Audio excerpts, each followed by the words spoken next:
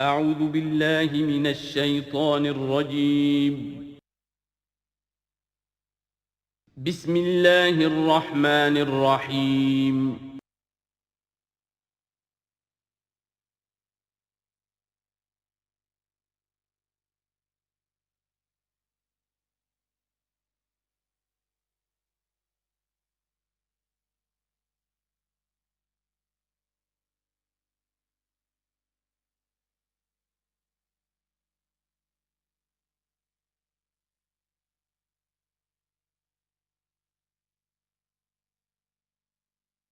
اعوذ باللہ من الشیطان الرجیم بسم اللہ الرحمن الرحیم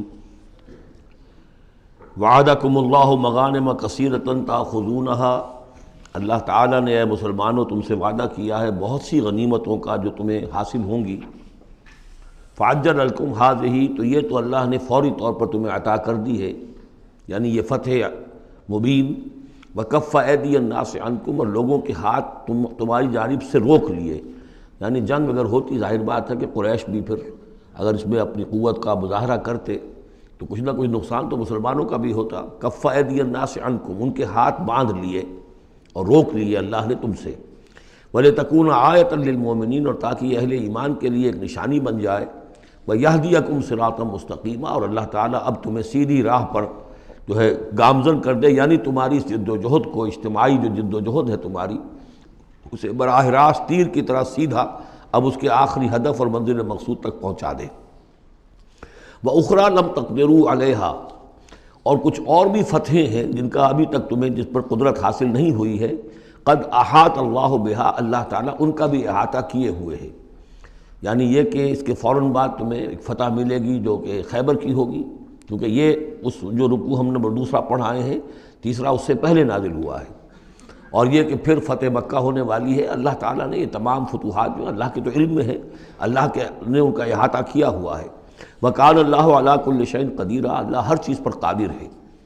وَلَوْ قَاتَلَكُمُ الَّذِينَ كَفَرُوا لَوَلَّوُا الْأَدْبَارَ، اور اگر یہ کافر یعنی قریش مکہ تم سے جنگ کرتے تو لازماً پیٹ دکھا دیتے، پیٹ پھیر جاتے۔ ثُمَّ لَا يَجِدُونَ وَلِيًّا وَلَا نَصِيرًا، اور پھر نہ پاتے اپنے لیے کوئی حمایتی، کوئی مددگار۔ سنت اللہ التی قد خلت من قبل، یہ اللہ کی وہ سنت ہے، اس کا دستور ہے، اس کا قانون ہے کہ جو پہلے سے چلا آ رہا ہے، یعنی یہ کہ اللہ تعالیٰ اپنے رسولوں کی مدد کرتا ہے۔ تو اب رسول کے ساتھ اگر وہ جنگ پر آمادہ ہو گئے ہوتے تو یقیناً ان کو پیٹھ دکھانی پڑتی اور شکست ان کا مقدر بنتی۔ سنت اللہ التی قد خلت من قبل ولن تجد لسنت اللہ تبدیلا، اور نہیں پاؤ گے تم اللہ کی سنت اور اللہ کے دستور میں کوئی تبدیلی۔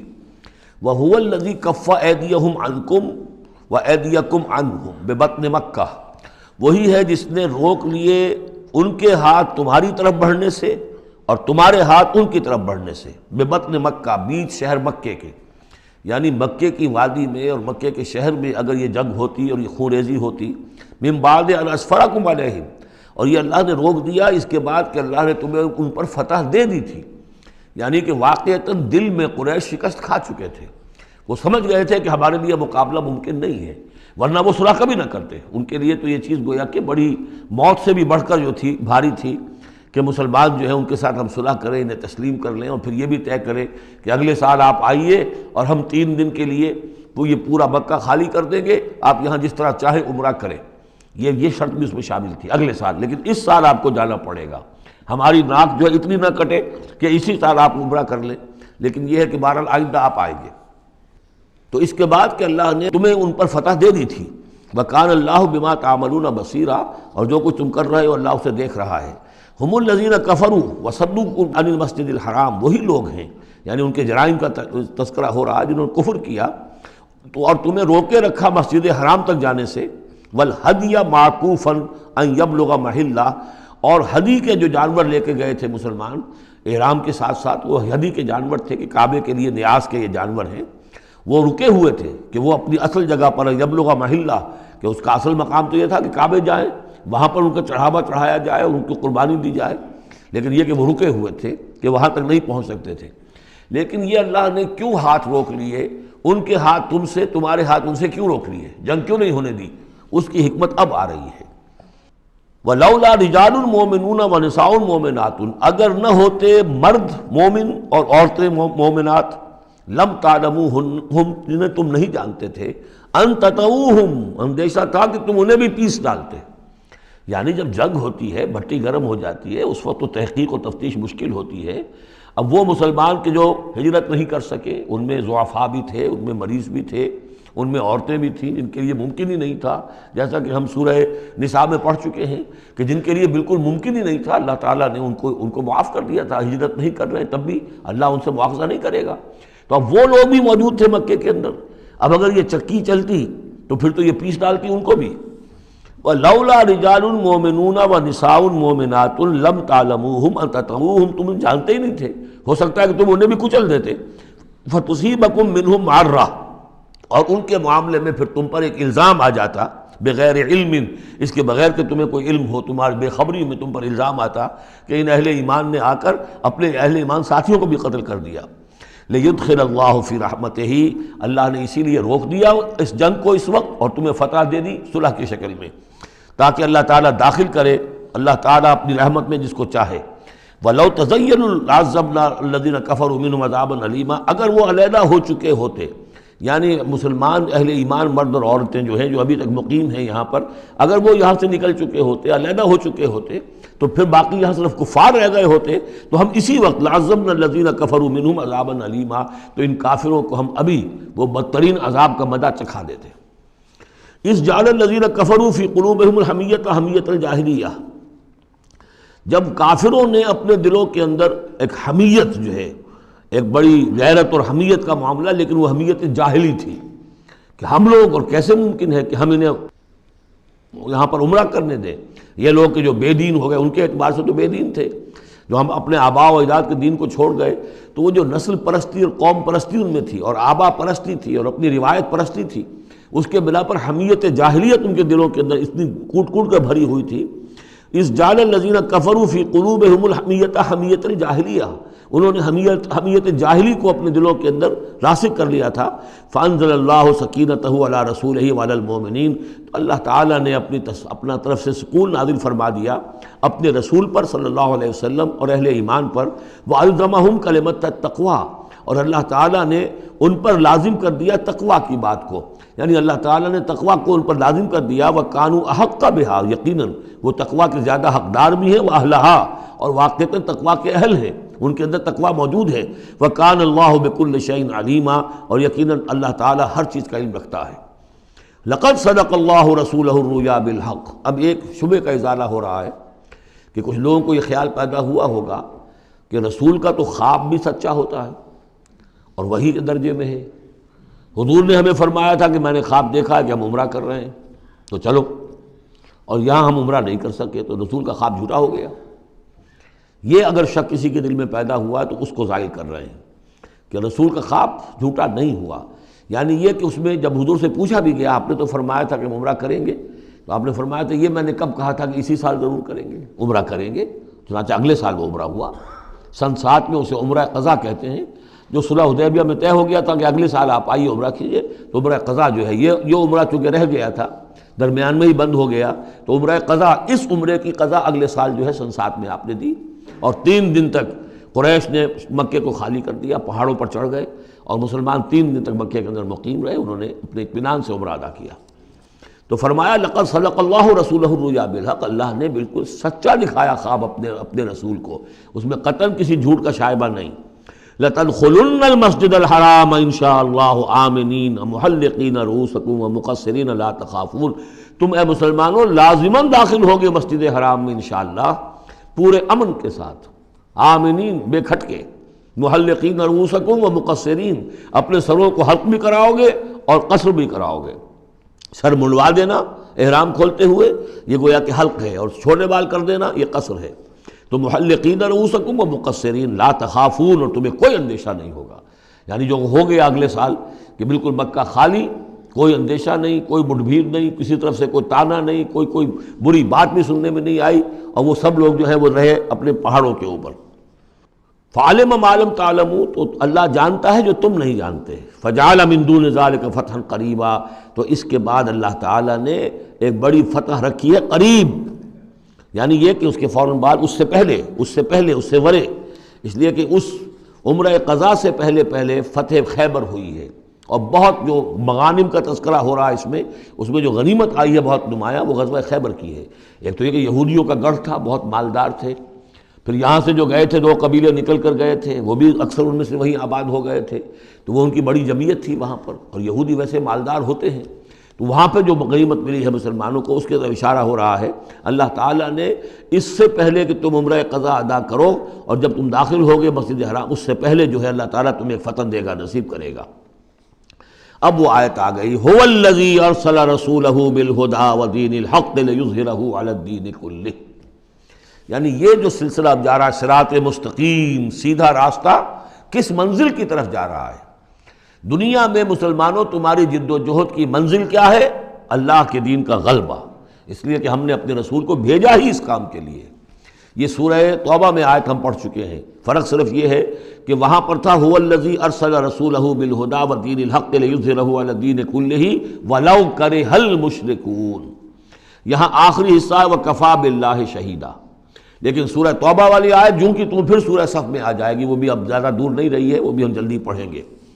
تو اللہ نے تو بھیجا ہے اپنے رسول کو صلی اللہ علیہ وسلم الہدا دے کر، یعنی قرآن حکیم جو ہدایت کاملہ ہے، نوع انسان را پیام آخری حامل او رحمت للعالمین، هو الذی ارسل رسولہ بالہدی ودین الحق، اور دین حق دے کر بھیجا ہے۔ یہ دین کی بات کیجئے، اب دیکھیے الدین، ان اقیم الدین، اللہ کے دین کو قائم کرو۔ ام لہم شرکاء شرعوا لہم من الدین ما لم یأذن بہ اللہ، کیا ان کے شریکوں نے بھی کوئی دین دیا ہے انہیں؟ اللہ نے انہیں دین حق دیا ہے، اور دین حق اس لیے دیا ہے کہ اسے غالب کرے کل کے پورے نظام زندگی کے اوپر، پورے نظام زندگی پر۔ وہی ہے جس نے بھیجا ہے اپنے رسول کو صلی اللہ علیہ وسلم بالہدا، ہدایت دے کر، قرآن دے کر، ودین الحق، اور سچا دین، حق دین، عادلانہ نظام زندگی دے کر، لیظہرہ علی الدین کلہ، تاکہ وہ غالب کریں اسے کل کے کل نظام زندگی پر، وکفی باللہ شہیدا، اور کافی ہے اللہ مدد کے لیے۔ عام طور پر ترجمہ یہاں پر گواہ کا کیا گیا ہے، آپ نے دیکھا ہوگا، لیکن یہاں اس لفظ شہید کا مطلب جو مدد کے ہے۔ اس کے لیے یہ کہ نوٹ کیجئے جو سورہ بقرہ کے 30 رکوع میں آیا تھا، فَإِن كُنتُمْ فِي رَيْبٍ مِّمَّا نَزَّلْنَا عَلَىٰ عَبْدِنَا فَأْتُوا بِسُورَةٍ مِّن مِّثْلِهِ وَادْعُوا شُهَدَاءَكُم مِّن دُونِ اللَّهِ إِن كُنتُمْ صَادِقِينَ، بلا لو اپنے مددگاروں کو اللہ کے سوا اگر تم سچے ہو۔ تو چونکہ اصل میں شہیدہ کے معنی تو ہے حاضر ہونا، شہیدہ یشہدو، کسی کی موجودگی اور حاضری، جو موجود ہوتا ہے وقوع پر وہی صحیح گواہی دینے کا اہل ہے، اس لیے اس کے معنی گواہی کے پیدا ہو گئے، اور جو موجود ہو وہی آپ کی مدد بھی کر سکتا ہے، اس لیے اس کے معنی مددگار کے بھی ہیں۔ آپ کا کوئی دوست ہے، بڑا آپ کا بہی خواہ ہے، لیکن جب آپ پر کوئی ستم ہو رہا تھا، ظلم ہو رہا تھا، زیادتی ہو رہی تھی، وہ موجود ہی نہیں تھا بیچارہ، وہ کیا کرے گا؟ آپ کی مدد نہیں کر سکتا۔ تو مددگار بھی معنی ہے لفظ شہید کے۔ وَكَفَى بِاللَّهِ شَهِيدًا، اللہ کافی ہے مددگار کی حیثیت سے۔ محمد الرسول اللہ والذین معہ، یہ وہ جماعت ہے جو اس بیعت کی بنیاد پر وجود میں آئی ہے۔ نوٹ کر لیجئے اس بات کو، یہ بیعت کے تذکرے کے ساتھ اب یہ آیت آ رہی ہے۔ محمد الرسول اللہ صلی اللہ علیہ وسلم ایک بیعت تو وہ لیتے تھے کہ جو کوئی ایمان لاتا تھا، ایمان کی بیعت، لیکن جو آپ نے اہل مکہ سے کبھی نہیں لی، بلکہ وہاں تو جس نے بھی کہہ دیا اشہد ان لا الہ الا اللہ واشہد ان محمد رسول اللہ، کوئی فارمل ڈیکلیریشن، کوئی اور اس کے لیے کوئی سمبولک کوئی اقدام نہیں تھا، الا یہ کہ کوئی باہر سے آتا تھا تو بیعت ہوتی تھی۔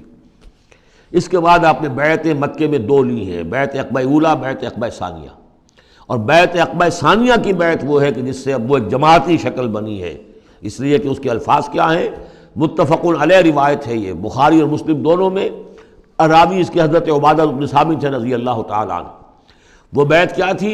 بایعنا رسول اللہ صلی اللہ علیہ وسلم علی السمع والطاعۃ فی العسر والیسر والمنشط والمکرہ وعلی عثرۃ علینا وعلی لا ننازع الامر اہلہ وعلی ان نقول بالحق اینما کنا لا نخاف فی اللہ لومۃ لائم۔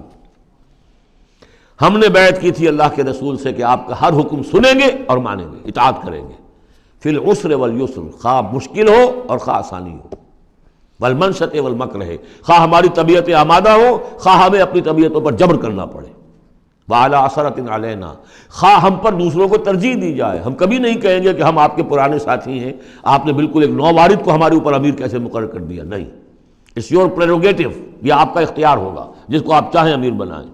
وَعَلَىٰ أَلَّا نُنَازِلَ أَمْرَهُ لَهُ، جنہیں آپ والی امر بنا دیں گے، امیر بنا دیں گے، ان سے بھی ہم جھگڑیں گے نہیں، ان سے تعاون کریں گے، ان کی اطاعت کریں گے۔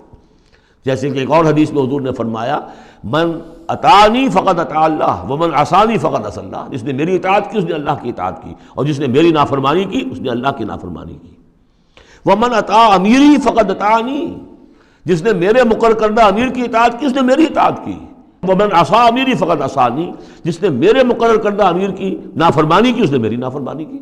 اب ظاہر بات ہے جب جماعتی زندگی ہوتی ہے تو ایک ہی امیر نہیں ہوتا، اب ایک فوج ہے، ایک سپہ سالار ہے، لیکن اور چھوٹے چھوٹے جو اس کے حصے ہیں، میمنہ پر کوئی اور ہے، میسرہ پر کوئی اور ہے، اب قلب پر کوئی اور ہے، چھوٹے چھوٹے کمانڈرز بھی تو ہیں، چھوٹی سی کمپنی ہے، پلاٹون ہے، پھر بٹالین ہے، بٹالین سے اوپر ریجیمنٹ ہے، ہر جگہ پر جو ہے اس کے جو آفیسرز موجود ہیں، جو کمانڈرز موجود ہیں، ان سب کا سلسلے وار سب و طاعت کا نظام اگر نہیں ہوگا تو وہ فوج کہاں ہوئی؟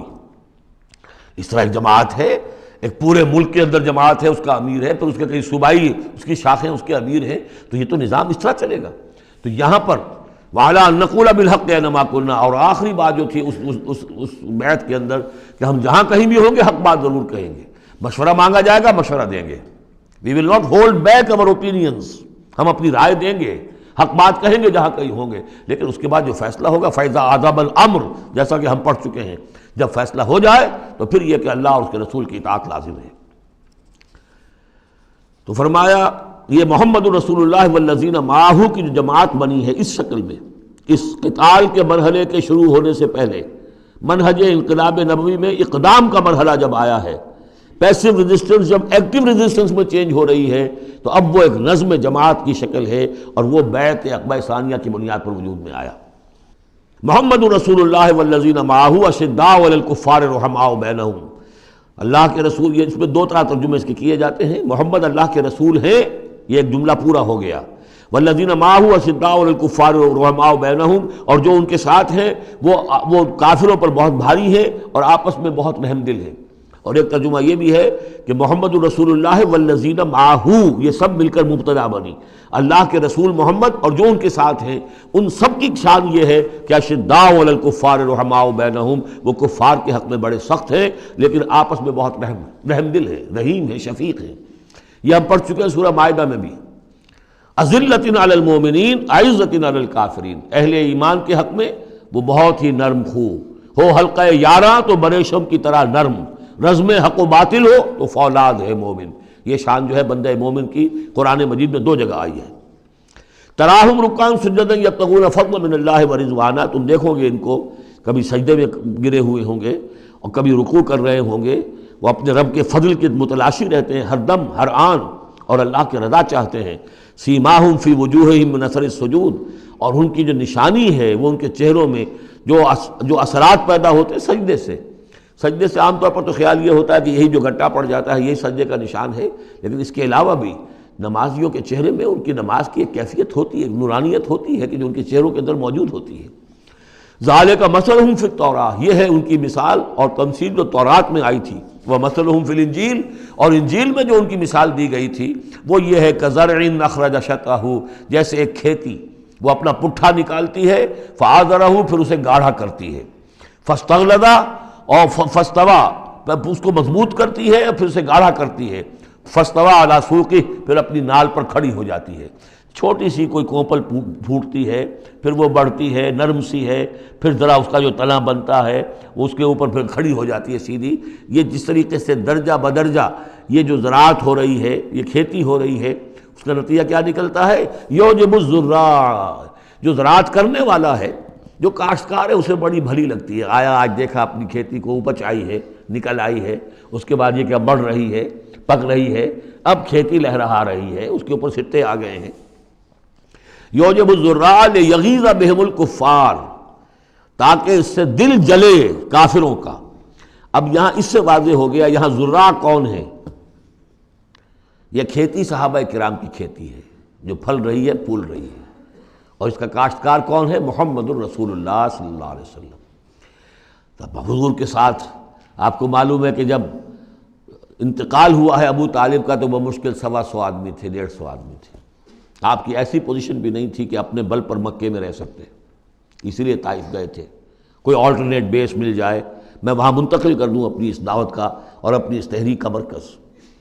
لیکن یہ کہ وہاں سے خالی ہاتھ آنا پڑا تھا۔ ایک وہ دور تھا کہ جس میں پھر ایک مشرک کی امان لے کر مکے میں داخل ہو سکے، مطعم بن عدی کی۔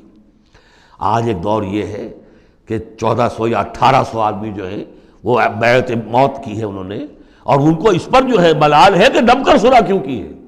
ان کی جو حمیت ایمانی ہے اور غیرت ایمانی ہے وہ ملال اس پر ہے، وہ جان بچنے کی کوئی خوشی نہیں ہے انہیں۔ وہ تو کہہ کہ ہم نے دم کر کیوں صلح کریں، ہم اپنی جانیں دینے کے لیے تیار ہیں۔ کھیتی جو ہے اپج رہی ہے، تو فرمایا کزرع اخرج شطأہ فآزرہ فاستغلظ فاستوى على سوقه يعجب الزراع ليغيظ بهم الكفار وعد الله الذين آمنوا وعملوا الصالحات منهم مغفرة واجرا عظیما۔ اللہ نے وعدہ کیا ہے ان لوگوں سے جو ایمان لائے اور نیک عمل کیے، ان میں سے جو واقعتاً جنہوں نے ایمان اور عمل صالح کا حق ادا کر دیا کہ ان کے لیے مغفرت بھی اجر عظیم بھی ہے۔ یہاں جو مولانا عثمانی صاحب نے حاشیہ لکھا مجھے بہت پسند آیا کہ اگرچہ حضور کے سارے ساتھی جو ہیں وہ سب کے سب وہی تھے کہ جو ایمان اور عمل صالح کا حق ادا کر چکے تھے، پھر بھی منہم کی ایک قید لگا کر گویا کہ ان کو یہ بات بتا دی گئی ہے کہ اصل معاملہ ہے کہ موت تک انسان قائم رہے اس پر، مبادا بعد میں کہیں کسی کے اندر کوئی تزلزل پیدا ہو جائے، ورنہ یہ کہ اگر کسی کو اس طرح کا یقین دلا دیا جائے تو اس سے تو یہ کہ پھر اطمینان پیدا ہو جائے گا۔ ہونا یہ چاہیے کہ آخری وقت تک ڈرتا رہے آدمی، بین الخوف والرجاء کی کیفیت رہے کہ کہیں ایسا نہ ہو کہ میں پھر کہیں آج جس مقام پر اللہ نے مجھے پہنچا دیا ہے کہیں پاؤں پھسل جائے۔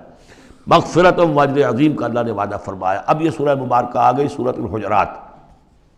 میں ابتدا میں عرض کر چکا ہوں کہ اس کی حیثیت ایک ضمیمے کی ہے، جوڑا ہے سورہ فتح اور سورہ محمد، اور وہ بالکل اپنے اس کے ترتیب کے اعتبار سے بالکل صحیح جوڑا ہے۔ یہ در حقیقت سمجھیے کہ سورہ فتح کی چند آیات کی مزید وضاحت ہے۔ مثلا سورہ فتح میں ہم نے یہ پڑھا تھا وَلِتُعَزِّرُوهُ وَتُوَقِّرُوهُ، اللہ کے رسول کی تعظیم، توقیر، ان کی مدد، ان کی نصرت، یہ تمہارے لیے لازم ہے۔ پھر ہم نے ابھی پڑھا اہل ایمان کے لیے تمہیں رحم دل ہونا چاہیے، اہل ایمان کے لیے تمہارا طرز عمل جو ہے وہ بہت ہمدردانہ، نیک، بھلائی کا، خیر خواہانہ ہونا چاہیے۔ یہ ساری چیزیں جو ہیں اس میں اب سامنے آ رہی ہیں۔ اور دوسرے یہ کہ یہ جو اب دین کے غلبے کی جد و جہد ہے اس کے لیے جہاد کی اہمیت کیا ہے دین کے اندر، اس کی اصل حیثیت کیا ہے، اس کو بھی اس سورہ مبارکہ میں واضح کیا گیا۔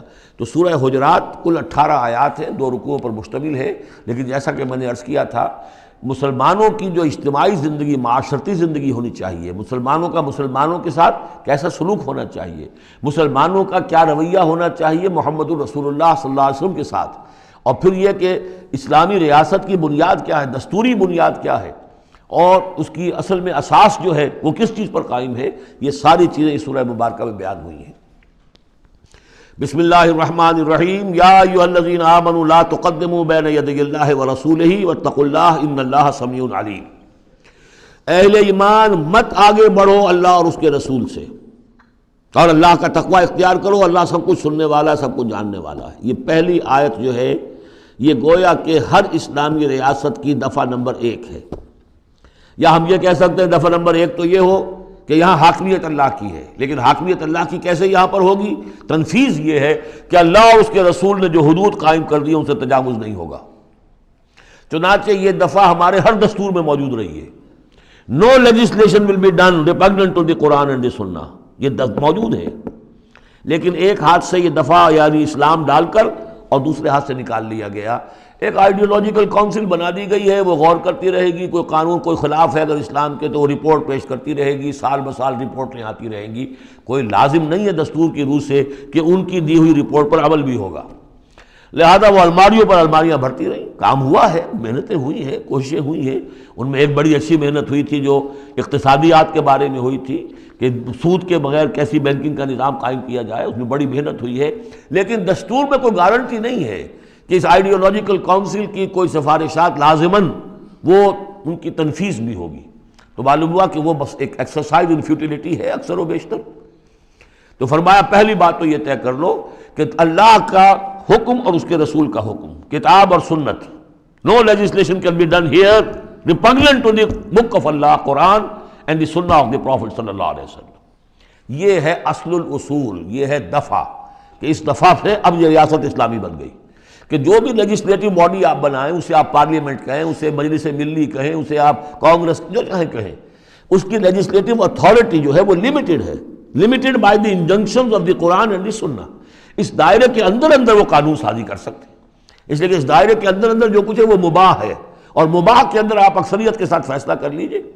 کسی دعوت میں آپ کر رہے ہیں، مہمان بلا رہے ہیں، اس میں مشروب کون سا سرو کیا جائے، اس میں روح افزا شربت پلایا جائے یا کوئی 7 اپ پلایا جائے یا کیا کیا جائے، اب اس کو آپ وہ بھی مباح ہے وہ بھی مباح ہے، اب کثرت رائے سے فیصلہ کر لیجیے۔ لیکن کثرت رائے کیا 100% رائے بھی اللہ کے کسی حکم میں ترمیم نہیں کر سکتی، وہ تو دائرہ ہے، اس دائرے کے اندر اندر رہنا ہے، جس کو کہ ایک حدیث سے حضور نے بہت عمدگی سے واضح کیا ہے۔ آپ نے فرمایا مثل المومن کا مثل الفرس فی عقیتہ، مومن کی مثال ایسی ہے جیسے کہ گھوڑا جو بندھا ہوا ہے کھوٹے کے ساتھ۔ ظاہر بات ہے مومن میں جو اللہ کو مانتا ہے تو اللہ کے حکم سے بندھ گیا، رسول کو مانتا ہے رسول کے فرمان سے بندھ گیا، قرآن کو مانتا ہے تو قرآن کے احکام سے بندھ گیا۔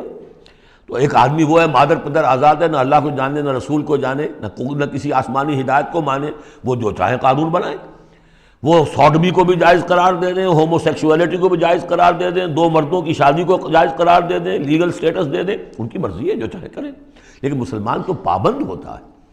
تو پہلی یہ آیت جو ہے انتہائی اہم ہے، اور گویا کہ اس کی ترجمانی ہے جو پاکستان کے دستور میں وہ الفاظ لکھے ہوئے ہیں، No legislation can be done here repugnant to the Quran and Sunnah.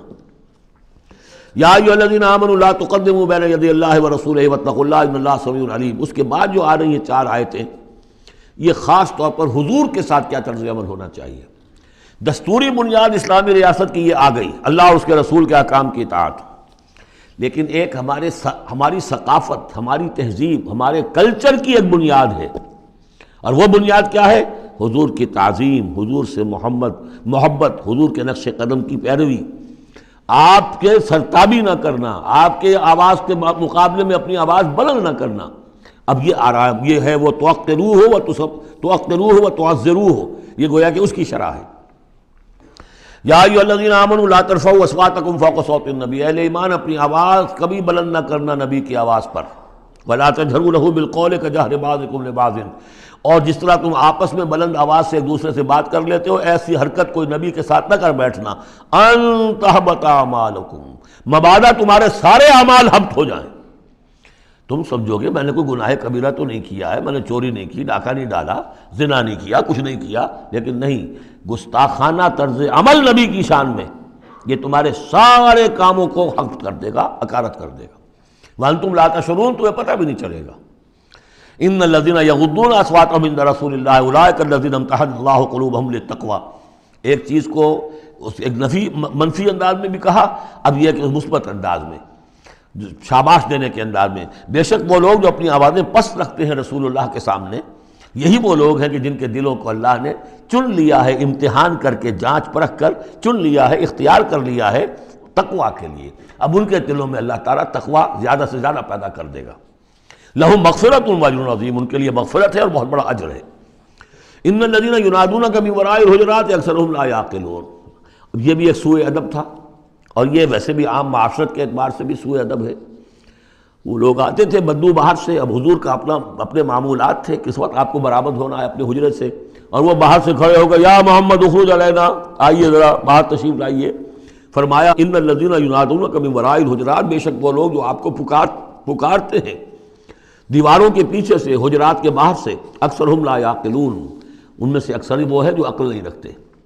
وَلَوْ أَنَّهُمْ صَبَرُوا، اگر وہ صبر کرتے حتیٰ تخرج الیہم، کہ آپ خود برآمد ہوتے اپنی حجرے سے، تشریف لاتے باہر، لَكَانَ خَيْرًا لَهُمْ، یہ ان کے حق میں بہت بہتر تھا۔ وَاللَّهُ غَفُورٌ رَحِيمٌ، اللہ غفور اور رحیم ہے۔ یہ انہوں نے جان بوجھ کے گستاخی نہیں کی، یہ صرف بدو ہوتے تھے، اور ظاہر بات ہے وہ مہذب لوگ نہیں تھے، اس حوالے سے ان کے ہاں جو بھی تھا، اور عرب کا بدو وہ تو یوں سمجھیے کہ بہت ہی زیادہ ان آداب وغیرہ سے بہت ناواقف، بہت دور، تو اس لیے انہوں نے کہا کہ اگرچہ انہوں نے کی ہے یہ زیادتی، لیکن اللہ غفور ہے اور رحیم ہے، بخشنے والا ہے، آئندہ اس کا اعادہ نہ ہو۔ اس کے بعد 8 احکام آ رہے ہیں مسلمان معاشرے کو مضبوط اور مربوط رکھنے کے لیے، اس لیے کہ اقامت دین کی جد و جہد، غلبہ دین کی جد و جہد، اگر یہ جماعت مضبوط نہیں ہے، مستحکم نہیں ہے، مربوط نہیں ہے، تو ظاہر بات ہے جد و جہد کمزور ہوگی. اور اس کے اندر رکھنے کہاں سے پیدا ہو سکتے ہیں؟ 2 بڑے حکم اور 6 چھوٹے حکم. ویسے وہ چھوٹے کس وجہ سے کہہ رہا ہوں وہ بھی میں آپ سے عرض کر دوں گا. اس لیے کہ وہ ایک آیت میں 3 جمع کیے، اور یہاں پہلے جو 2 بڑے حکم آ رہے ہیں ان کے لیے مستقل آیات نازل ہوئی. بڑے احکام میں سے پہلا کیا ہے؟ یا ایھا الذین آمنوا ان جاءکم فاسق بنبأ فتبینوا ان تصیبوا قوما بجہالۃ فتصبحوا علی ما فعلتم نادمین. اہل ایمان، اگر تمہارے پاس کوئی فاسق شخص آئے جو متقی نہیں ہے، وہ آئے کوئی بڑی خبر لے کر، اطلاع لے کر، فتبینوا، تو تحقیق کر لیا کرو، اس کی خبر پر کوئی اقدام نہ کر گزرنا. ہو سکتا ہے وہ غلط بات بتا رہا ہو تمہیں کہ فلاں قبیلہ جو ہے حملے کی تیاری کر رہا ہے، تو تم پہلے اسے پری ایمپٹ کرنے کے لیے فوری طور پر تم حملہ کر دو. نہیں، فتبینوا، تحقیق کر لیا کرو. ان تصیبوا قوما بجہالۃ، مبادا تم جا پڑو کسی قوم پر نادانی میں، حملہ کر بیٹھو کسی قوم کے اوپر، کسی قبیلے کے اوپر نادانی میں، فتصبحوا علی ما فعلتم نادمین، اور پھر تمہیں ہونا پڑے جو کچھ کہ تم نے کیا ہو اس پر نادم. اس لیے یہ کہ افواہوں پر کوئی اقدام نہ کیا جائے. ہاں خبر لانے والا صدیق اکبر ہو رضی اللہ تعالیٰ عنہ، بات دوسری ہے. لیکن یہ کہ جو شخص جو ہے قابل اعتماد نہیں ہے، اس کا کردار، اس کی زندگی جو ہے اس طرح کی نہیں ہے، تو اس کے بارے میں اس کی رائے ہوئی کسی خبر پر فوراً کوئی اقدام درست نہیں ہوگا. اس کی پوری طرح تحقیق کرو، تفتیش کرو. اور ایسا ہی ہوتا ہے اکثر و بیشتر کہ یہ جو افواہوں کے اوپر اقدام کر دیے جاتے ہیں، ان سے بڑے بڑے جھگڑے شروع ہو جاتے ہیں، بڑی بڑی جنگیں شروع ہو جاتی ہیں. وَاعْلَمُوا أَنَّ فِيكُمْ رَسُولَ اللَّهِ، اور دیکھو تمہارے مابین اللہ کے رسول ہیں. یہ اس سے کیا مراد ہے؟ یعنی محمد صلی اللہ علیہ وسلم اللہ کے رسول ہیں، لیکن یہ تم میں سے بعض خواتین کے شوہر بھی ہیں، بعض اشخاص کے داماد بھی ہیں، بعض کے خسر بھی ہیں. یہ رشتے ہیں کہ نہیں؟ بعض کے بھتیجے بھی ہیں. تو اگرچہ ان کے رشتے ہیں، لیکن ازواج کو بھی سمجھنا چاہیے کہ یہ صرف میرے شوہر نہیں، یہ اللہ کے رسول ہیں. بڑا فرق ہوگا اگر صرف شوہر سمجھ کر کوئی معاملہ کیا، اور لیکن یہ کہ یہ حیثیت نگاہ میں نہ رہے کہ یہ اللہ کے رسول ہے. اگر حضرت ابو بکر اور حضرت عمر سمجھے ہمارا داماد ہے، داماد تو بیٹے کے برابر ہوتا ہے نا، نہیں، اللہ کا رسول. ان کی جو حیثیت تمہارے سامنے مقدم رہنی چاہیے وہ یہ کہ اللہ کے رسول ہیں. وَاعْلَمُوا أَنَّ فِيكُمْ رَسُولَ اللَّهِ، یہ اللہ کے رسول ہیں اگرچہ محمد ابن عبداللہ، کوئی شک نہیں، لیکن اللہ کے رسول ہیں. لَوْ يُطِيعُكُمْ فِي كَثِيرٍ مِّنَ الْأَمْرِ، اگر وہ تمہارا کہنا مانا کرے اکثر معاملات میں، لَعَنِتُّمْ، تو تم مشکل میں پڑ جاؤ گے. تمہارا رویہ یہ ہونا چاہیے کہ یہ دیکھو وہ کیا چاہتے ہیں، ان کی منشا دیکھو. وَلَكِنَّ اللَّهَ حَبَّبَ إِلَيْكُمُ الْإِيمَانَ، لیکن اے محمد کے ساتھیو، اے صحابہ رسول، اللہ نے تو تمہارے نزدیک ایمان کو بہت محبوب بنا دیا ہے. وَزَيَّنَهُ فِي قُلُوبِكُمْ، اسے تمہارے قلوب کے اندر کھبا دیا ہے. وَكَرَّهَ إِلَيْكُمُ الْكُفْرَ وَالْفُسُوقَ وَالْعِصْيَانَ، اور بہت ہی تمہارے نزدیک ناپسندیدہ بنا دیا ہے کفر کو بھی اور فسق کو بھی اور نافرمانی کو بھی. یہ صحابہ کرام کی شان میں بہت بڑی آیت ہے جو نازل ہوئی ہے قرآن میں. وَلَكِنَّ اللَّهَ حَبَّبَ إِلَيْكُمُ الْإِيمَانَ وَزَيَّنَهُ فِي قُلُوبِكُمْ وَكَرَّهَ إِلَيْكُمُ الْكُفْرَ وَالْفُسُوقَ وَالْعِصْيَانَ أُولَٰئِكَ هُمُ الرَّاشِدُونَ، یقیناً یہی لوگ ہیں جو صحیح راستے پر ہیں اور جو سعادت مند ہیں اور جو آخری کامیابی کو حاصل کریں گے. فضلا من اللہ ونعما، اور یہ فضل ہے اللہ کی طرف سے، انعام ہے اس کا، احسان ہے. واللہ علیم الحکیم، اللہ سب کچھ سننے والا، اللہ ہر چیز کا علم رکھنے والا اور کمال حکمت والا ہے. اب دوسرا حکم آ رہا ہے، وَإِن طَائِفَتَانِ مِنَ الْمُؤْمِنِينَ اقْتَتَلُوا، آخر اہل ایمان بھی انسان ہیں، جھگڑا ہو سکتا ہے، اختلاف ہوگا، اختلاف سخت ہو جائے جھگڑا ہو جائے گا، جھگڑا سخت ہو جائے قتال بھی ہو جائے گا. آخر حضرت علی اور حضرت عائشہ کے مابین جنگ ہوئی کہ نہیں؟ حضرت علی اور امیر معاویہ کے درمیان جنگ ہوئی کہ نہیں؟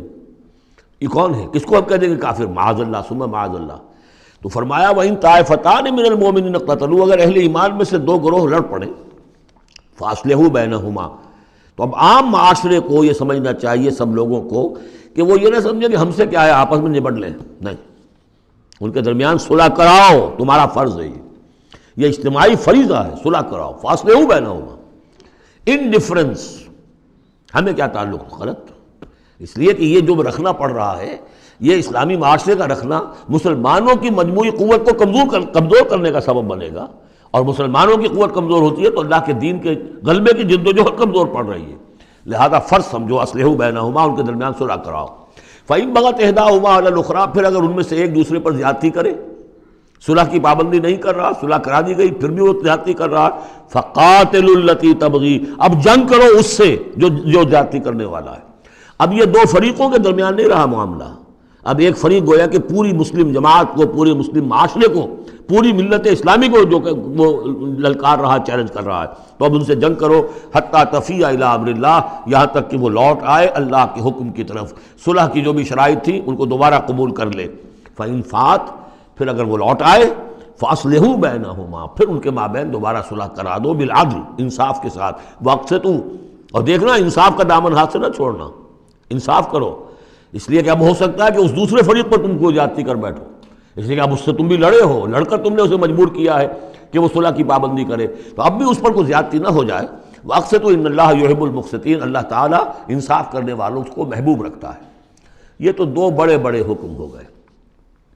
اب ایک آیت میں 3 حکم اور دوسری میں پھر 3 حکم، یہ چھوٹے چھوٹے انفرادی سطح کے اوپر یا برادریوں کی سطح کے اوپر یا جماعتوں کے اندر جس طرح کے بڑے بڑے چیزیں پیدا ہو جاتی ہیں، بعض چیزیں معمولی نظر آتی ہیں لیکن اس سے دلوں کے اندر زخم پڑ جاتے ہیں۔ انما المؤمنون اخوۃ فاصلحوا بین اخویکم، یہ تو اسی کے ساتھ آ گئی۔ یقیناً تمام اہل ایمان جو ہے وہ آپس میں بھائی بھائی ہے، بس اپنے دو بھائیوں کے درمیان صلح کرا دیا کرو، واتقوا اللہ، اللہ کا تقوی اختیار کرو، لعلکم ترحمون، تاکہ تم پر رحم کیا جائے۔ اب وہ آ رہی ہیں 2 آیتیں، یا ایھا الذین آمنوا لا یسخر قوم من قوم عسیٰ ان یکونوا خیرا منہم ولا نساء من نساء عسیٰ ان یکن خیرا منہن، اہل ایمان تم میں سے کوئی گروہ دوسرے گروہ کا مذاق نہ اڑائے، تمسخر نہ کرے، ہو سکتا ہے کہ وہ ان سے بہتر ہوں۔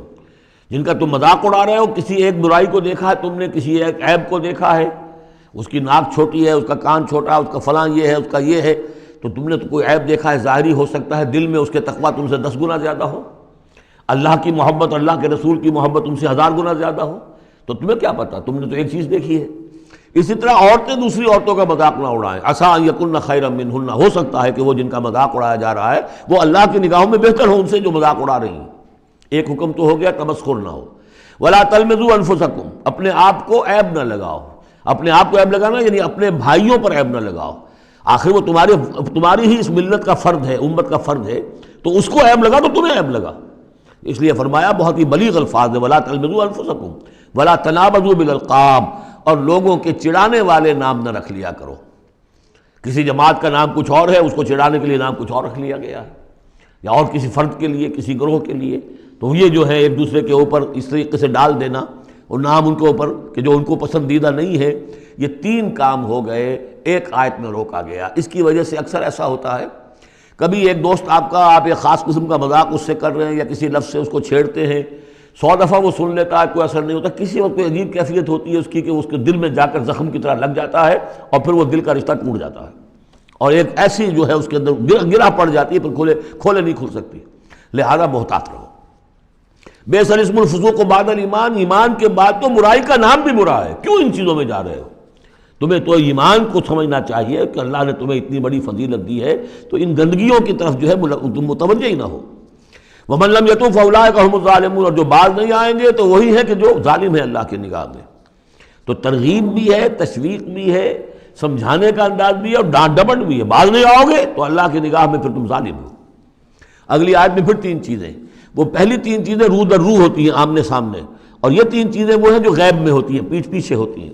یا ایھا الذین آمنوا اجتنبوا کثیرا من الظن ان بعض الظن اسم، اہل ایمان زیادہ ظن کرنے سے بچو، خام خواہ گمان بٹھا لینا کسی کے بارے میں، جب تک کہ کوئی بات ظاہر نہ ہو جائے، کسی کی طرف سے کوئی روش یا رویہ یا کوئی اقدام جو ہے واضح طور پر سامنے نہ آ جائے، اپنے دل میں خام خواہ کوئی اس کے بارے میں جس کو ہم کہتے ہیں سوء ظن پیدا کر لینا، ان بعض الظن اسم، بعض ظن جو ہے وہ تو گناہ کے درجے تک پہنچ جائیں گے، اس لیے کہ تم نے اپنے دل میں بات بٹھا لی ہے حالانکہ اس میں وہ شے ہے ہی نہیں، لہذا یہ تمہاری طرف سے گویا کہ ایک تہمت ہو رہی ہے اس کے اوپر، قلبی طور پر تو تہمت ہو گئی۔ ولا تجسسوا، اور دوسری بات یہ ہے کہ ایک دوسرے کے حالات کی ٹوہ میں نہ رہو۔ بہرحال اسلامی ریاست ہوگی تو جاسوسی کا ایک محکمہ بھی ہوگا، وہ تو اپنی جگہ پر ہے، لیکن افراد کی سطح پر خام خواہ فلاں اس گھر میں کیا ہو رہا ہے، کیوں ہو رہا ہے، یہ دونوں بھائیوں کے معاملات کیا ہیں، کیا وجہ ہے، لڑائی کیوں نہیں ہوتی ان میں، کچھ لوگوں کی ہوتی ہے، تلاش میں رہتے ہیں ایسی چیزوں کی۔ ولا تجسسوا، تجسس مت کرو۔ ولا یغتب بعضکم بعضا، اور تم میں سے کوئی دوسرے کی غیبت نہ کرے، کسی کے پیٹھ پیچھے غیر موجودگی میں اس کی کوئی برائی نہ بیان کرے۔ چاہے وہ برائی بالفعل اس میں ہو. حضور سے پوچھا گیا کہ حضور اگر وہ برائی اس میں ہو، آپ نے فرمایا تبھی تو غیبت ہے. اگر برائی ہے نہیں تو تہمت ہو گئی، وہ تو غیبت سے دوہرا جرم ہو گیا. لیکن یہی ہے کہ کسی مسلمان بھائی کی غیر موجودگی میں اس کی کوئی برائی بیان نہ کی جائے. اَيُحِبُّ أَحَدُكُمْ أَن يَأْكُلَ لَحْمَ أَخِيهِ مَيْتًا، کیا تم میں سے کوئی شخص اسے پسند کرے گا کہ وہ اپنے کسی مردہ بھائی کا گوشت کھائے؟ فَكَرِهْتُمُوهُ، یہ تو تمہیں بہت برا لگا، بہت گھن آیا. یہ کیا بات کہہ دی اللہ تعالیٰ نے؟ کوئی شخص چاہے گا یہ کہ اپنے مردہ بھائی کا گوشت کھائے؟ لیکن یہ اخلاقی سطح پر یہی کام تم کرتے ہو. غیبت جو ہے اخلاقی سطح پر یہی ہے. کیوں کہ جو شخص موجود نہیں ہے آپ اس کی عزت پر حملہ کر رہے ہیں. اگر وہ موجود ہوتا اپنا دفاع کرتا، لیکن موجود نہیں، دفاع نہیں کر سکتا، وضاحت کرتا. آپ کو غلط بات سمجھ میں آئی، آپ نے ٹھیک نہیں سمجھا ہے، آپ کو اطلاع صحیح نہیں ملی ہے. آپ سو طرح سے اپنی حفاظت کرتا ہے اپنی عزت کی، اور چونکہ موجود نہیں ہے آپ نے جیسے مردہ بھائی کی لاش پڑی ہے جیسے چاہو موٹی جو ہے کاٹ لو، لیکن اگر وہ زندہ ہو تو تمہیں قریب آنے دے گا. یہی ہے مثال. اَيُحِبُّ أَحَدُكُمْ أَن يَأْكُلَ لَحْمَ أَخِيهِ مَيْتًا فَكَرِهْتُمُوهُ وَاتَّقُوا اللَّهَ إِنَّ اللَّهَ تَوَّابٌ رَحِيمٌ. اور اللہ کا تقوی اختیار کرو، اللہ تواب ہے، توبہ کا بہت قبول فرمانے والا، اور رحیم ہے، بہت رحم فرمانے والا. تیسرا حصہ اس سورہ مبارکہ کا جو آ رہا ہے یہ عظیم ترین مضامین پر مشتمل ہے. ابھی تک معاملہ سارا یا ایھا الذین آمنوا یا ایھا الذین آمنوا یا ایھا الذین آمنوا، آپ نے دیکھا یہ یوں سمجھیے کہ 12 آیات میں 5 مرتبہ یا ایھا الذین آمنوا آ چکا ہے. اور ہم نے دیکھا مکی صورتیں اتنی لمبی جو ہے یا ایھا الذین آمنوا کا صیغہ وہاں ہے ہی نہیں. لیکن یہ آیت آ رہی ہے یا ایھا الناس، اے لوگو انا خلقناکم من ذکر و انثی، اے لوگو ہم نے تمہیں پیدا کیا ہے، تم سب کو، چاہے مومن ہو چاہے غیر مومن ہو، چاہے مسلمان ہو چاہے کافر ہو، تم سب کو ہم نے پیدا کیا ہے من ذکر و انثی، ایک مرد اور ایک عورت سے. حضرت آدم اور حوا کی اولاد ہو تم. وجعلناکم شعوبا وقبائل لتعارفوا، اور ہم نے تمہیں بنا دیا ہے قوموں میں تقسیم کر دیا اور قبیلوں میں تاکہ ایک دوسرے کو پہچانو. یہ رنگ کا فرق، نسل کا فرق، اور یہ شکل و شباہت کا فرق، یہ جو بھی انسان کے نقوش ہیں ان کا فرق، زبانوں کا فرق، یہ قوموں اور قبیلوں میں جو فرق اور امتیاز ہم نے ڈالا ہے تاکہ پہچان سکو. سارے انسان ایک ہی رنگ کے، ایک ہی شکل و صورت کے، ایک ہی معلوم ہوتا کہ سانچہ ہے فیکٹری کا، اسی میں سے سب بنے چلے آ رہے ہیں، ایک ہی زبان بولتے تو پہچانتے کیسے ایک دوسرے کو؟ یہ سارا ہے صرف پہچان کے لیے. یہ نہیں ہے کہ فلاں نسل اعلیٰ ہے، فلاں گھٹیا ہے، فلاں اونچی ہے، فلاں نیچی ہے. جیسا کہ آپ نے خطبہ دیا تھا جو آخری خطبہ ہے حجۃ الوداع کا، لا فضل لعربی علی عجمی ولا لعجمی علی عربی ولا لاحمر علی اسود ولا لاسود علی احمر الا بالتقوی. کسی عربی کو، کسی عرب کو عجمی پر کوئی فضیلت نہیں، کسی عجمی کو کسی عرب پر کوئی فضیلت نہیں، کسی سرخ رو کو کسی سیاہ فام پر کوئی فضیلت نہیں، کسی سیاہ فام کو کسی سرخ رو پر کوئی فضیلت نہیں. ہاں فضیلت ہے تو تقوی کی بنیاد پر ہے. ایچ جی ویلز نے اپنی history of a concise history of the world میں یہ پیسج کوٹ کر کے لکھا کہ اگرچہ اس سے پہلے بھی تاریخ انسانی میں human fraternity, equality and freedom, انسانی حریت و اخوت و مساوات کے واس تو بہت کہے گئے، لیکن یہ ہے کہ تاریخ انسانی میں یہ ماننا پڑتا ہے کہ پہلی مرتبہ ان اصولوں پر بالفعل ایک معاشرہ قائم کیا محمد نے صلی اللہ علیہ وسلم. حالانکہ دشمن ہے، اس نے حضور کی سیرت پر حملے کیے ہیں بالکل وہی اسی طرح کے جیسے رشدی نے کیے ہیں. رشدی نے ذرا انداز اور زیادہ گھناؤنا استعمال کیا چونکہ وہ تو فکشن اس نے ایک طور سے بنائی ہے، لیکن اس نے وہ تاریخ لکھ رہا تھا تو اس طرح کا انداز تو نہیں ہے، لیکن باتیں وہی کہیں. اس کے باوجود کس بات کو ماننے پر مجبور ہو گیا کہ واقعہ یہ ہے کہ محمد نے، وہ تو رسول اللہ تو نہیں مانتا، کہ یہ ماننا پڑتا ہے کہ پہلی مرتبہ for the first time in history he established a society based on these principles of human fraternity, equality and freedom. اگرچہ جو تازہ ایڈیشن ہے اس کتاب کا concise history of the world, اس میں سے یہ پیسج نکال دیا ہے. اب تو ایڈیٹرز اور ہیں، البتہ پرانا ایڈیشن کہیں یونیورسٹی سے لیجیے، لائبریری سے، اور وہاں سے آپ کو وہ مل جائے گا پیسج. یا ایھا الناس انا خلقناکم من ذکر و انثی وجعلناکم شعوبا وقبائل لتعارفوا، یہ تعارف کے لیے. ان اکرمکم عند اللہ اتقاکم، یقیناً تم میں سب سے زیادہ باعزت اللہ کے نزدیک وہ ہے جو سب سے بڑھ کر متقی ہے. ان اللہ علیم خبیر، یقیناً اللہ تعالیٰ سب کو جاننے والا اور باخبر ہے. قالت الاعراب آمنا، اب ایک اور بہت اہم بات آ گئی. اسلامی معاشرہ اور اسلامی ریاست کی جو شہریت ہے اس کی بنیاد کیا ہے؟ ایمان یا اسلام؟ ایمان تو دل میں ہے، چھپی ہوئی شے ہے، ویریفائبل نہیں ہے یا نہیں ہے، کیسے معلوم ہوگا؟ دنیا میں جو آپ کو قانون بنانا ہے، دنیا میں جو معاشرہ بنانا ہے، دنیا میں جو ریاست بنانی ہے، اس میں کون شامل ہوگا؟ اس کی ساری بنیاد اسلام پر ہے، ایمان پر نہیں ہے۔ لیکن آخرت میں سارا دار و مدار ایمان پر ہے، اسلام پر نہیں ہے۔ آپ جو ہے یہاں کی ابھی سینسس ہوگا آپ کے ملک میں، آپ مسلم لکھا ہوا ہے آپ کے خانے میں مسلم، لیکن یہ کہ اس کی بنا پر اللہ کے ہاں چھوٹ نہیں ہو جائے گی، اللہ دیکھے گا ایمان بھی تھا کہ نہیں۔ ان اللہ لا ينظر الى صورکم ولا الى اموالکم ولکن ينظر الى قلوبکم واعمالکم، اللہ تمہاری صورتوں اور اموال کو نہیں دیکھتا، تمہارے دلوں اور اعمال کو دیکھتا ہے۔ تو یہ جو ایمان اور اسلام کا فرق ہے، اسلامی ریاست اسلامی معاشرے کی اس بحث میں اہم ترین ہے، اس کی بنیاد ایمان پر نہیں ہے، اسلام پر ہے۔ اس کے لیے بیان کیا کیا؟ قالت الاعراب آمنا، یہ بدو کہہ رہے ہیں ہم ایمان لے آئے۔ قل لم تؤمنوا، اے نبی ان سے کہہ دیجئے تم ہرگز ایمان نہیں لائے ہو۔ لم تؤمنوا ہے، یہ نفی جہاد میں لم ہو رہی ہے، فعل مضارع پر لم لا کر تاکید ہو جاتی ہے۔ ما آمنتم نہیں، لم تؤمنوا، تم ہرگز ایمان نہیں لائے ہو، ولکن قولوا اسلمنا، یوں کہو کہ ہم اسلام لے آئے ہیں، ہم مسلمان ہو گئے، ہم نے اطاعت قبول کر لی۔ وَلَمَّا يَدْخُلِ الْإِيمَانُ فِي قُلُوبِكُمْ، ابھی تک ایمان تمہارے دلوں میں داخل نہیں ہوا۔ وَإِن تُطِيعُوا اللَّهَ وَرَسُولَهُ، لیکن اگر تم اللہ اور اس کے رسول کی اطاعت کرتے رہو گے، لا يَلِدْكُم مِّنْ أَعْمَالِكُمْ شَيْئًا، اللہ تعالیٰ تمہارے اعمال میں سے کوئی کمی نہیں کرے گا۔ ان اللہ غفور الرحیم، اللہ غفور الرحیم ہے۔ یعنی قانون تو یہی بنتا ہے، اصول تو یہ بنتا ہے، جب تک ایمان دل میں نہ ہو تو کسی کا کوئی عمل قبول نہ ہو۔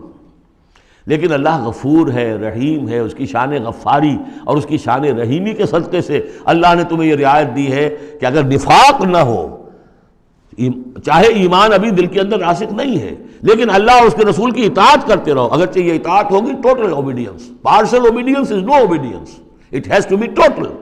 ادخلوا فی السلم کافہ، اسلام میں بھی جزوی داخلہ جو ہے قبول نہیں ہے، پورا کا پورا ہمہ تن سموچے۔ لیکن بہرحال اسلام تو یہ ہے۔ اب اگر تم جاننا چاہو کہ مومن کسے کہتے ہیں تو سن لو، اس کی ڈیفینیشن یہ آ گئی۔ اب یہ میں نے سورہ انفال کے دوران بھی اس کو وضاحت کیا تھا کہ اس کے دو حصے جو اس ڈیفینیشن کے، سورہ انفال میں دوسری آیت، دوسری تیسری، اور ادھر آخر سے پہلی آیت جو ہے اس میں ان کو دونوں کو علیحدہ کر دیا گیا۔ یہ ہے گویا کہ comprehensive definition of a Muslim, of a مومن۔ Who is a مومن؟ انما المؤمنون الذين آمنوا بالله ورسوله ثم لم يرتابوا، مومن تو بس صرف وہ ہے جو ایمان لائے اللہ پر اور اس کے رسول پر، پھر شک میں ہرگز نہیں پڑے۔ لم يرتابوا، پھر وہی جہاد میں لم، ہرگز کوئی شک نہیں پیدا کیا، یعنی یقین بن گیا، ایمان دل کے اندر راسخ ہو گیا۔ جیسے کہ فرمایا صحابہ کرام کے بارے میں، وَلَٰكِنَّ اللَّهَ حَبَّبَ إِلَيْكُمُ الْإِيمَانَ وَزَيَّنَهُ فِي قُلُوبِكُمْ، تمہارے دلوں میں کھبا دیا اس نے۔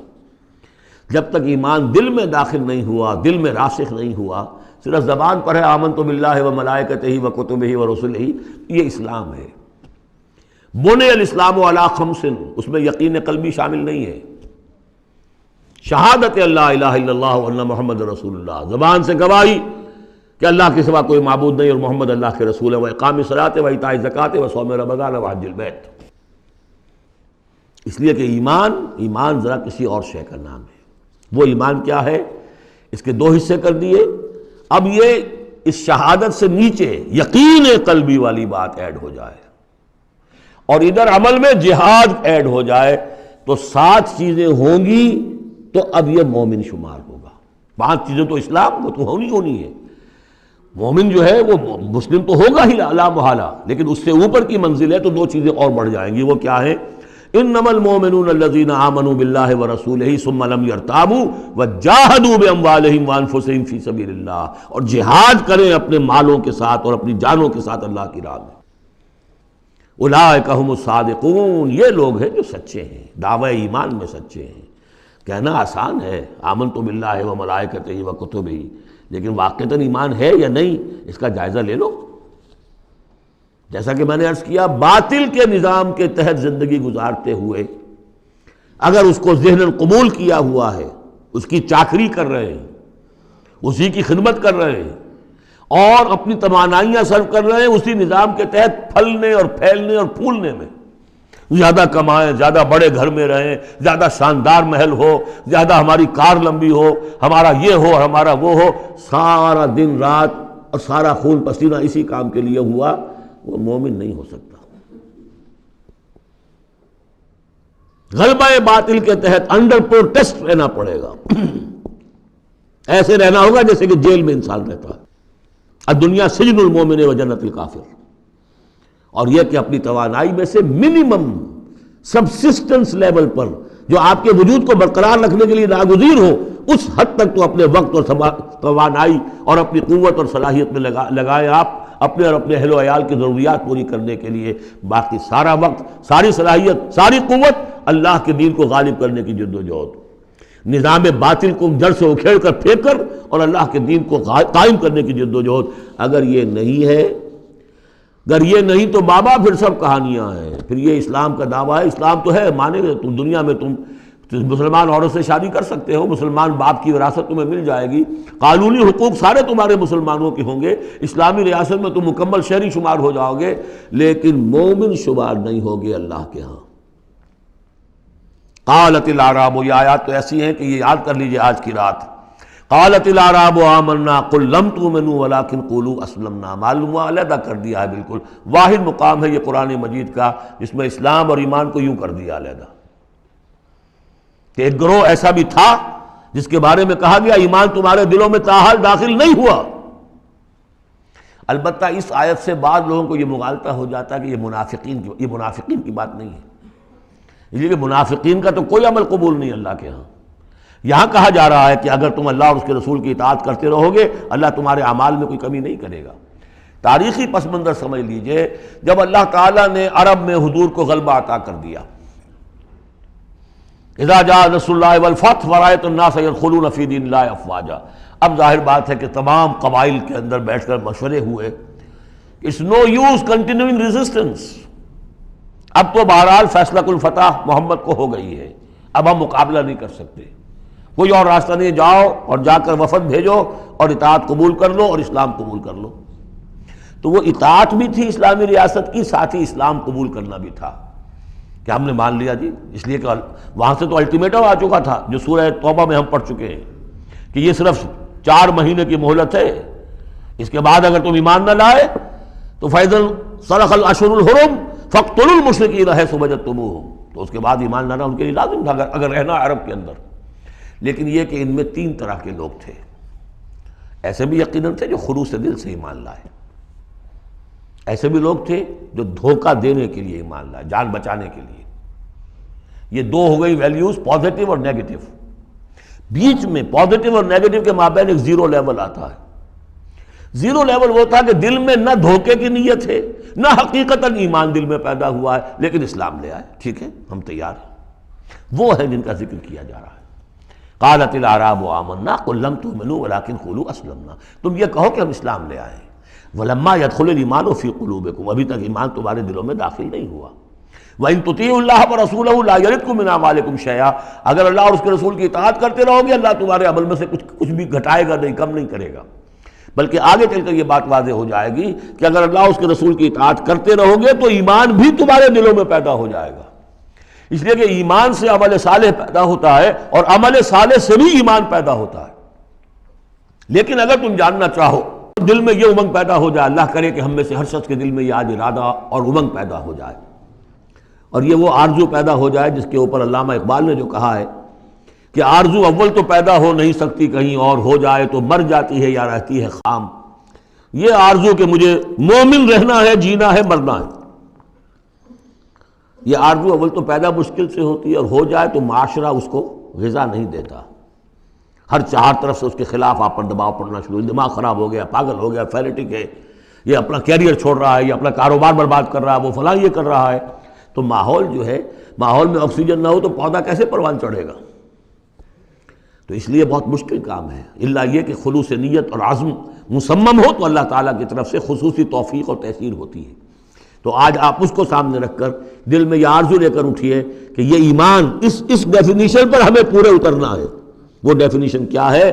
انما المؤمنون الذین آمنوا باللہ ورسولہ ثم لم یرتابوا وجاہدوا باموالہم وانفسہم فی سبیل اللہ اولئک هم الصادقون۔ اس آیت کے شروع اور آخر دونوں میں اسلوب حصر ہے۔ مومن صرف وہ ہیں جو ایمان لائے اللہ پر، اس کے رسول پر، پھر شک میں ہرگز نہیں پڑے، ان کے دل میں اس ایمان نے یقین کی شکل اختیار کر لی، اور پھر انہوں نے جہاد کیا اللہ کی راہ میں، کھپائے اس میں اپنے مال بھی اپنی جانیں بھی۔ یہی لوگ حقیقت میں سچے ہیں اپنے دعوی ایمان میں۔ اللہم ربنا اجعلنا منہم، اللہم ربنا اجعلنا منہم، یہی صادقون ہیں جن کے بارے میں سورہ توبہ میں ہم آیت پڑھ کر آئے ہیں، کونوا مع الصادقین، صادقین کے ساتھ ہو جاؤ۔ تلاش کرو کوئی صادقین ہے دنیا میں اس وقت کہ نہیں، اور حضور نے یہ خبر دی ہے، لا تزال فی امتی طائفۃ قائمین علی الحق، میری امت میں ہمیشہ ایک گروہ ضرور موجود رہے گا جو حق پر قائم ہوگا۔ تلاش کرو اسے، اور تلاش کر کے کونوا مع الصادقین، ان میں شامل ہو، ان کے ساتھ شامل ہو جاؤ، ان کے دست و بازو بنو۔ ظاہر بات ہے جمعیت کے بغیر، جماعت کے بغیر وہ اقامت دین کیسے ہوگی؟ وہ اظہار دین الحق علی الدین کلہ کیسے ہوگا؟ محمد رسول اللہ والذین معہ حزب اللہ بن گئے تھے، تبھی تو دین قائم ہوا نا۔ اور وہ ساری کیفیات جو سورہ حجرات میں آئیں۔ قل اتعلمون اللہ بدینکم، اب یہ نوٹ کر لیجئے، جن لوگوں کے دلوں میں وہ ایمان نہیں تھا، وہ اسلام لانے پر حضور پر اپنے احسان جتایا کرے، حضور دیکھیے ہم تو لڑے بھڑے بغیر اسلام لے آئے، تو ہمارا تو حق زیادہ ہونا چاہیے۔ وہ ہماری ہریانے کی زبان میں یہ کہاوت ہے، تھوتھا چنا باجے گھنا، وہ چنا جو اندر سے کھوکھلا ہو چکا ہو اس کی آواز زیادہ ہوتی ہے، برتن خالی ہوگا تو آواز کھنکھنانے کی آتی ہے، برتن کے اندر پانی پڑا ہوا ہو تو پھر اس طرح کی آواز نہیں آتی۔ تو ایمان سے خالی تھے، اس لیے وہ اپنی ایمان کے دعوے ذرا زیادہ کرتے تھے۔ قل اتعلمون اللہ بدینکم، تم اپنے دین کا جو اس طرح سے بڑھ چڑھ کر باتیں کرتے ہو تو اللہ کو بتانا چاہتے ہو، جتلانا چاہتے ہو اپنا دین۔ واللہ یعلم ما فی السماوات وما فی الارض، اگر تمہیں ایمان حاصل ہوتا تو تم یہ جانتے کہ اللہ تو جانتا ہے جو کچھ کے آسمانوں میں اور زمین میں ہے۔ ایک بندہ مومن کے لیے تو یہ کہنے کی ضرورت ہی نہیں، واللہ بکل شیء علیم، اللہ تو ہر چیز کا علم رکھتا ہے۔ یمنون علیک ان اسلموا، اے نبی آپ پر احسان دھر رہے ہیں کہ ہم اسلام لے آئے۔ قل لا تمنوا علی اسلامکم، اے نبی سے کہہ دیجئے مجھ پر اپنے اسلام کا کوئی احسان مت دھرو، بل اللہ یمن علیکم، بلکہ اللہ تم پر احسان دھرتا ہے، ان ہداکم للایمان ان کنتم صادقین، کہ اس نے تمہیں ایمان کے راستے پر ڈال دیا ہے اگر تم سچے ہو۔ جب اسلام پر آ گئے ہو تو ایمان کے راستے پر چڑھ گئے ہو، اگر سچے ہو گے تو اب ایمان تمہارے اندر پیدا ہو جائے گا۔ اطاعت رسول کرتے رہو گے، اطاعت اللہ الہی کرتے رہو گے، نمازیں پڑھو گے، روزے رکھو گے، زکوٰۃ دو گے خوش دلی کے ساتھ، تو ان اعمال کی بدولت ان کی نورانیت تمہارے قلوب کے اندر اترے گی اور اس سے تمہارے اندر ایمان پیدا ہو جائے گا۔ دیکھیے یہاں لفظ اسلام آیا تھا، پھر یمنون علیک ان اسلموا، یہ آپ پر احسان دھر رہے ہیں کہ وہ اسلام لے آئے۔ قل لا تمنوا علی اسلامکم، اے نبی کہہ دیجیے مجھ پر اپنے اسلام کا احسان مت دھرو، بل اللہ یمن علیکم، بلکہ یہ تو اللہ تم پر احسان دھر رہا ہے، ان ہداکم للایمان، کہ یہ جو تمہیں اسلام لانے کی توفیق دے دی اس نے، تو اس نے گویا کہ ایمان کی سڑک پر ڈال دیا، تمہیں اس راستے پر ڈال دیا ہے کہ جو ایمان تک لے جائے گی۔ ان کنتم صادقین، اگر تم اپنے اسلام میں صادق ہو۔ ہاں اسلام منافقانہ لائے ہو تو بات اور ہے، دل میں عداوت ہے، دشمنی ہے، صرف جان بچانے کے لیے اگر نیت یہی ہے تو پھر تو ظاہر بات ہے کہ نہ اسلام ہے اور نہ ایمان ہے، اگرچہ قانوناً پھر بھی مسلمان مانے جائیں گے۔ منافقین بھی آخری وقت تک مسلمان مانے گئے۔ منافقین جو ہے، یہاں تک کہ رئیس المنافقین عبداللہ ابن ابی کی نماز جنازہ حضور نے پڑھائی ہے۔ یہ تو غزوہ تبوک کے بعد ہوا، پھر کہ منافقین کو ننگا بھی کیا گیا، اور مسجد جو انہوں نے بنائی تھی مسجد درار وہ گرا بھی دی گئی، وہ سب کچھ ہوا، بعد میں ہوا، پہلے نہیں۔ غزوہ تبوک تک کا معاملہ یہ تھا کہ پردہ پڑا ہوا تھا۔ بل اللہ یمن علیکم ان ہداکم للایمان ان کنتم صادقین ان اللہ یعلم غیب السماوات والارض، یقیناً اللہ تعالیٰ جانتا ہے آسمانوں اور زمین کی تمام چھپی ہوئی چیزیں، غائب اور غیب اللہ کے علم میں ہے۔ واللہ بصیر بما تعملون، اور جو کچھ تم کر رہے ہو اللہ اسے دیکھ رہا ہے۔ بارک اللہ لی ولکم فی القرآن العظیم ونفعنی وإیاکم بالآیات والذکر الحکیم۔